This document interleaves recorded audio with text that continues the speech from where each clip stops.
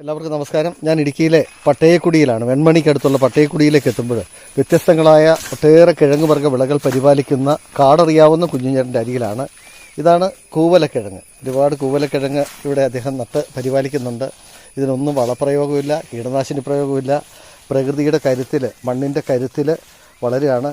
ചേട്ടാ, നമുക്ക് കൂവലക്കിഴങ്ങ് പറിച്ചാലോ?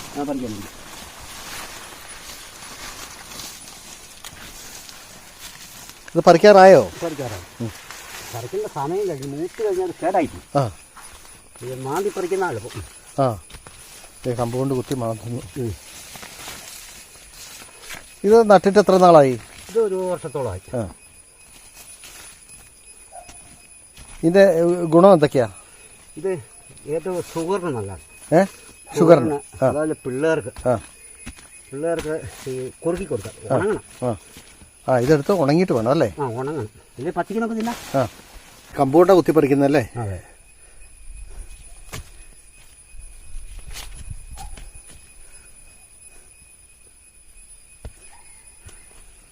കിഴങ്ങ് ഒടിഞ്ഞു പോയോ? പയ്യെ പറിച്ചാൽ മതി. ഓരോ കിഴങ്ങുകളായിട്ട്. ഇത് കുറേ കിഴങ്ങുണ്ടല്ലോ ഒരു ചുവട്ടിൽ. പിന്നെ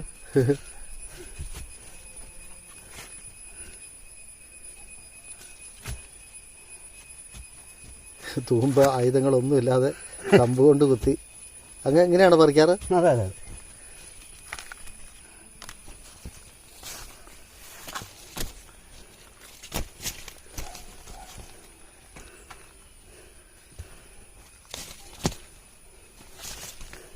എല്ലായിടത്തും ഇതിങ്ങനെ ചെറിയ കിഴങ്ങുകളായിട്ട്. ഇതെന്താ ഇനിയിപ്പോൾ ചെയ്യാൻ പോകുന്നത്? ഇത് നമുക്ക് എന്ത് ചെയ്യാൻ പറ്റും? ഇത് വേവിച്ചിട്ടോ ഇത് ചെയ്യാം.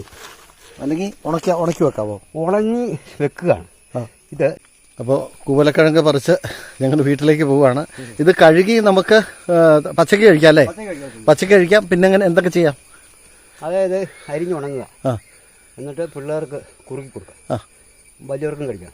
പച്ചക്ക് കഴിച്ചാൽ ഷുഗറുള്ളവർക്ക് ഷുഗർ പോകും. അത് ശരി.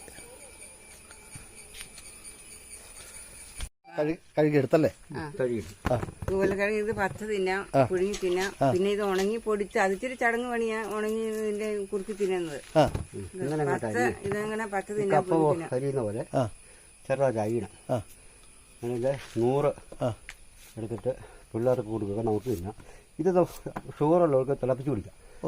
കയ്പ് എന്ന് പറഞ്ഞ സാധനം ഇല്ല. ഇങ്ങനെയാണ് എൻ്റെ. ചെറുതായിട്ട് നമ്മൾ കപ്പ അരിയുന്നത് പോലെ അരിഞ്ഞ് 100 അതിന്. ശരി. എന്നിട്ട് അത് അരിഞ്ഞുണങ്ങിയിട്ട് കുഞ്ഞുങ്ങൾക്ക് കൊടുക്കാം അല്ലേ? വലിയ ആളുകൾക്കും കഴിക്കാം, എല്ലാവർക്കും കഴിക്കാം.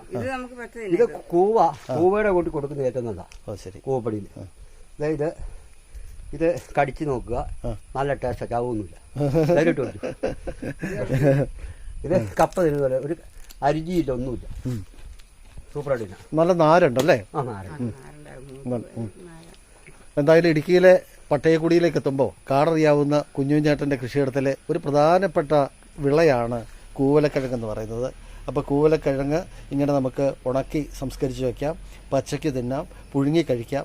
ഈ കാഴ്ചകളാണെന്ന് പ്രേക്ഷകരെ പരിചയപ്പെടുത്തിയത്.